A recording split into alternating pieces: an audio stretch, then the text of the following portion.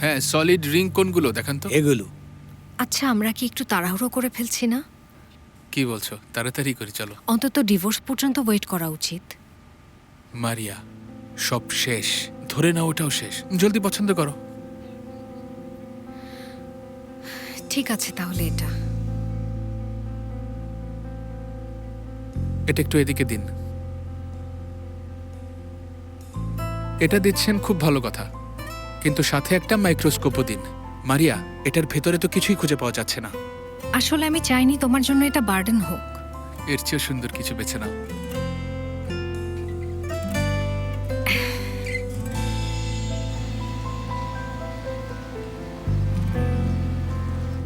কি বলতে চাচ্ছ? মারিয়াকে তুমি ছাড়বে না? মাথা খারাপ হয়ে গেছে তোমার? আমি এত কিছু বুঝি না। সবাই যার যার মতো চলবে, তাই না? মারিয়া সদরুদ্দিনের প্রেমে পড়েছে, সে তাকে বিয়ে করবে আর আমাকে এভাবে ফেলে রাখবে? এটা হতেই পারে না, কোনোভাবেই না। আমরা একজন লয়ারকে দায়িত্ব দিয়েছি। 15 দিনের মধ্যে পুরো ব্যাপারটা শেষ হয়ে যাবে। অলরেডি আমি নতুন বাড়ি ভাড়াও নিয়েছি। আর তুমি এখন মারিয়াকে ছাড়বে না, তাই না? এতে আমার লাভ কি? হ্যাঁ, সদরুদ্দিন যদি জানতে পারে মারিয়া আর আমার সম্পর্ক আছে, তাহলে সে আমাকে মেরেই ফেলবে।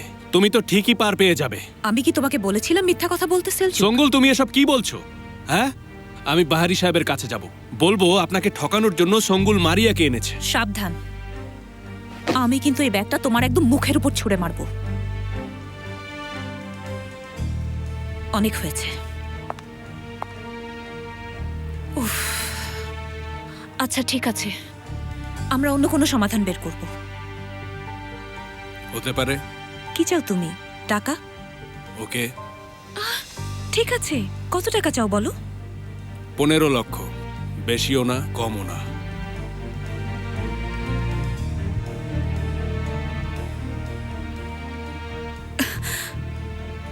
কত লক্ষ টাকা?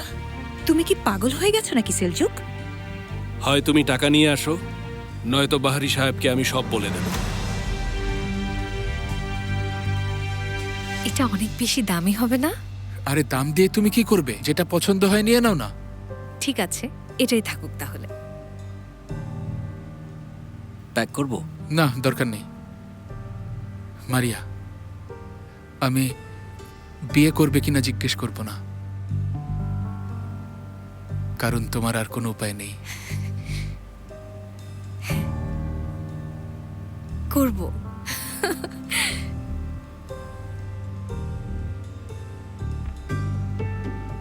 তুমি কি তোমার জীবনে 15 লক্ষ টাকা একসাথে দেখেছো কখনো? তুমি যখন টাকাটা নিয়ে আসবে তখন দেখব। টাকা আনো আর সব শেষ করো। টাকা ছাড়া কোনো ডিভোর্স বা এরকম কিছু হবে না, ওকে? আমি যদি কোনোভাবে হারি, তোমরা সবাই হেরে যাবে। এ কেমন নির্লজ্জ মানুষ তুমি, হ্যাঁ? নিজের গার্লফ্রেন্ডকে বিক্রি করেছো, তার উপর এখন আবার টাকা নিতে চাচ্ছ। একেবারে ফালতু লোক। আমাকে তুমি আর রাগিও না, প্লিজ রাগিও না। ওই টাকা আমি এখানে চাই, বোঝা গেছে? নয়তো বাহারি তোমাকে টুকরো টুকরো করে ফেলবে। অনেক হয়েছে।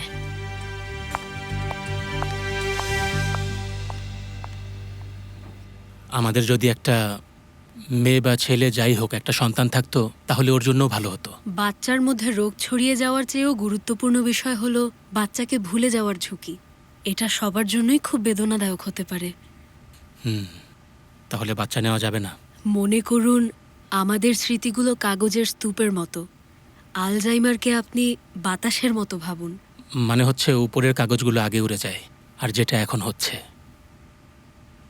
সে কি আমাকে কখনো পুরোপুরি ভুলে যাবে? ভালোবাসার স্মৃতি বলে একটা জিনিস আছে। রোগীরা 1 ঘন্টা আগে কি খেয়েছিল তা ভুলে যায়, কিন্তু ভালোবাসার মুহূর্তগুলো সব সময় তাদের মনে থাকে। সে যদি আপনার চেহারা ভুলেও যায়, তবুও সে আপনাকে অনুভব করবে।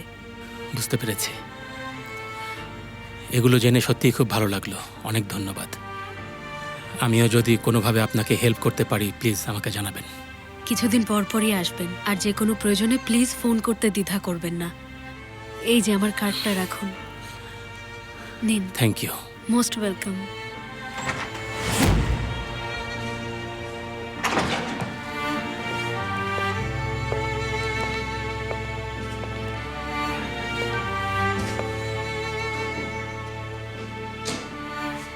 আল্লাহ, তুমি আমাদের এ কেমন পরীক্ষার মধ্যে ফেলেছ,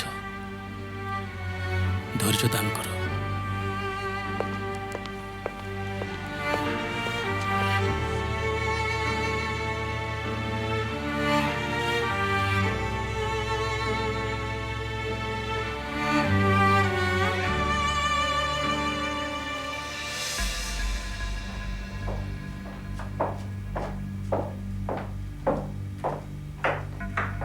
মোস্তফার আয়েশা আসবে, সেই অনুযায়ী খাবার তৈরি করতে হবে। আমি জানি দুপুরে আয়শাপার একটা কুরিয়ার এসেছে, ফোন করে জানিয়েছি। হায় আল্লাহ, কি আছে এতে? আমি তো জানি না। ঠিক আছে, তাহলে কাজ চালিয়ে যাও। ধন্যবাদ। হুম।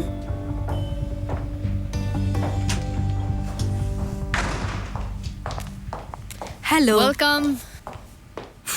বাহারি বাবা কি বাসায় আছেন? অধীর আগ্রহে বসে আছেন। তাই নাকি? বাচ্চার বিষয়টা নিয়ে এখন আমরা কি করব আমি বলতে পারবো না। আমিও বলতে পারবো না। ঠিক আছে, ঠিক আছে, আপনারা বিয়ের প্রসঙ্গটা তুলবেন, আর বাচ্চার ব্যাপারটা আমি দেখছি। প্লিজ মা, তোমাকে রিকোয়েস্ট করছি, তুমি আমাদের একমাত্র ভরসা। আজ রাতে যদি এখান থেকে কোনোভাবে বেঁচে বের হতে পারি তাহলে আমার কোনো মৃত্যু নেই, প্লিজ। আরে তোমরা এতক্ষণ কোথায় ছিলে? কখন থেকে আমরা অপেক্ষা করছি? হ্যাঁ বাবা,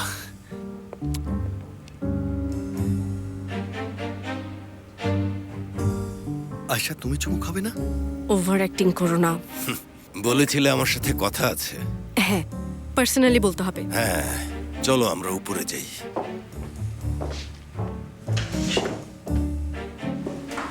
তুমি ইসমাইল কারায়েলের বিষয়টা নিয়ে কথা বলবে, তাই না? আজকে আমি সবাইকে সবকিছু খুলে বলবো সেফের। তোমরা সবাই আমার জন্য দোয়া করো ভাই, দোয়া করো। ভাই, দোয়া তো করবই, কিন্তু বাবা কঠোর হলে কিছু করার নেই।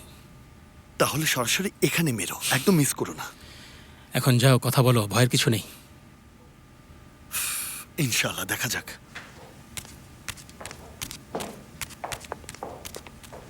তুমি আজ কোথায় গেছিলে? এই ছোটখাটো কিছু কাজ ছিল বাইরে, ওগুলো শেষ করে এলাম।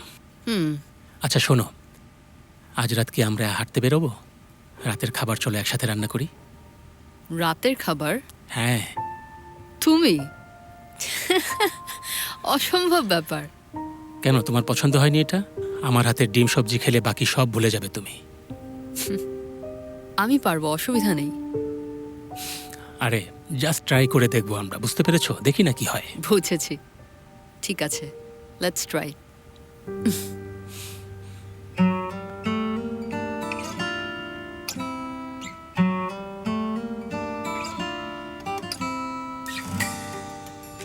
ঠিক আছে, এবার বলো।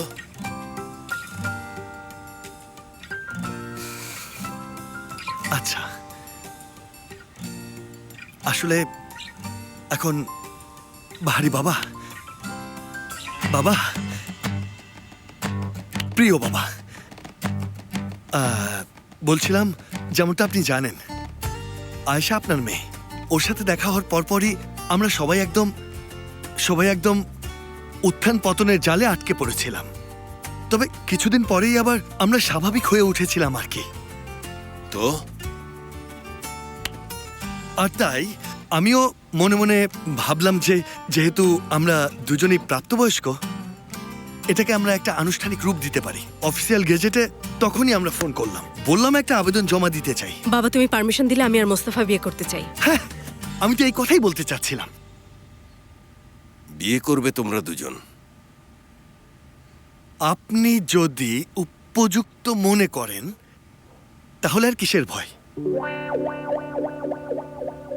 আমাকে জিজ্ঞেস করলে বলবো অনেক দেরি করে ফেলেছো তোমরা। তার মানে কি? তাহলে কি আমরা বিয়ে করতে পারি? মানে এটাই তো নাকি? আমার মেয়ে যখন এটা চাচ্ছে তখন আর কি করার আছে? আমি শুধু তার সুখ কামনা করতে পারি। আল্লাহ আপনার মঙ্গল করুন।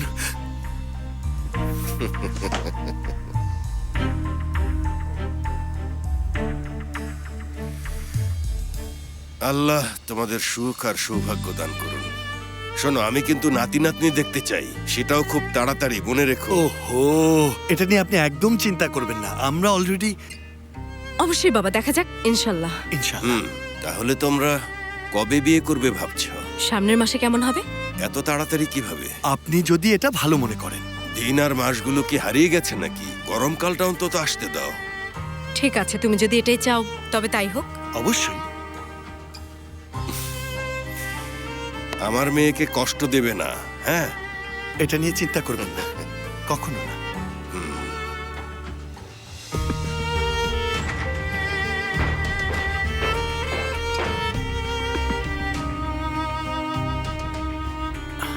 কি ব্যাপার, কি বললো?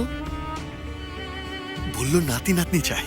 হ্যাঁ, বললে না সে ব্যবস্থা হয়ে গেছে। হ্যাঁ, এত সহজ হলে তুমি গিয়ে বলো। শুনতে পাবে, আসতে বলো। আমি গিয়ে দেখি। ইনশাআল্লাহ, দেখা যাক।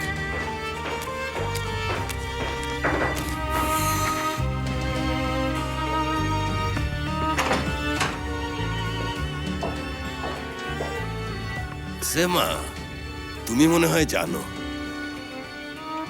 আয়শা কিছুটা ইঙ্গিত দিয়েছিল। এটা কেমন সেমা? আমি অনুমতি দিলে ওরা 1 মাসের মধ্যে বিয়ে করবে। এটাই মনে হয় ভালো হবে।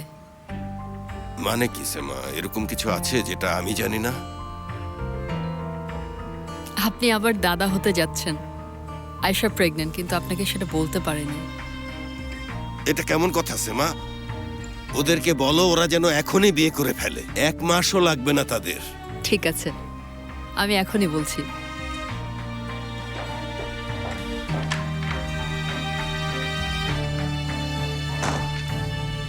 আরে বাহ,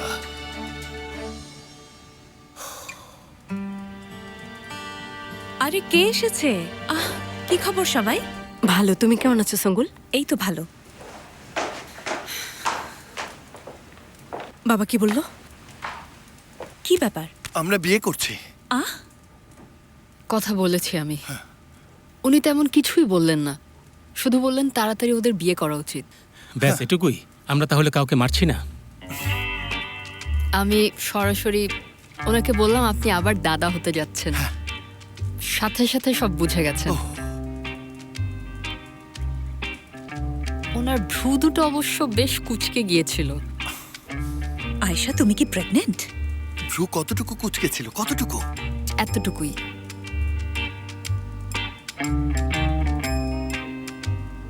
আরে যাও যাও, বিপদ কেটে গেছে। আল্লাহ, আসলে খুব খুশি হয়েছি, সত্যি বলছি।